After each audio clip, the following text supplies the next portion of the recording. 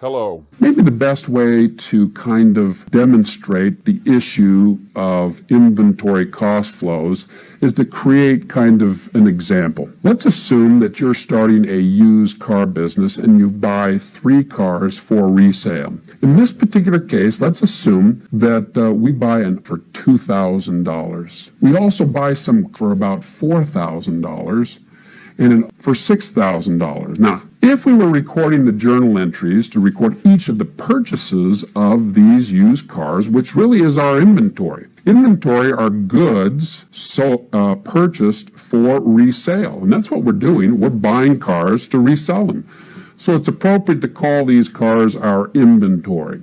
We'd be debiting inventory and crediting cash if we were perpetually accounting for inventory. And if I were to draw a general ledger T account and keep track of my total inventory by posting these journal entries to the general ledger, I would have a balance of inventory, 3 different cars, but the total cost of that inventory would be $12,000.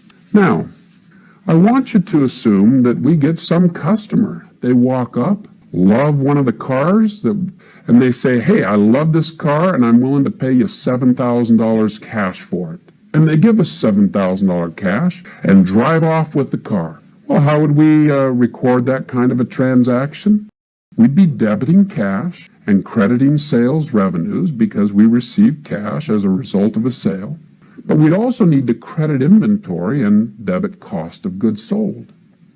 What should be the amount of that credit to inventory and debit to cost of goods sold? Well, it kind of depends, doesn't it? It depends on which car we sold.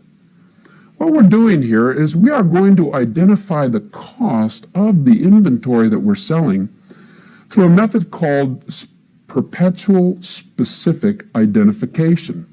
We're going to specifically identify which car is sold and reflect the cost of that car.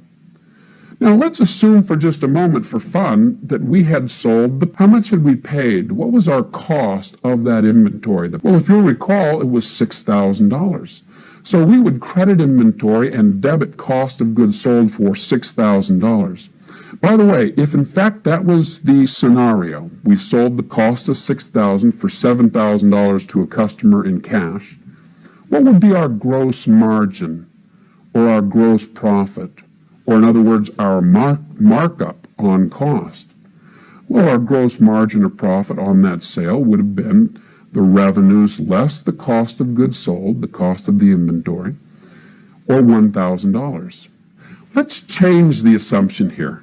Let's change the assumption and say that this car that we sold for $7,000 wasn't. Again, the credit to inventory and debit to cost of goods sold should be specifically for that item of inventory, which is very unique from the other different kinds of inventory that we have. In this particular case, the credit would have been to inventory and the debit to cost of goods sold for $2,000, generating a gross margin or a gross profit of $5,000. Now we've got a real business. It is absolutely critical that we make sure that we identify the cost of the inventory items sold. And if in fact those inventory items are fairly unique, we're going to need to identify the cost specifically by each inventory item.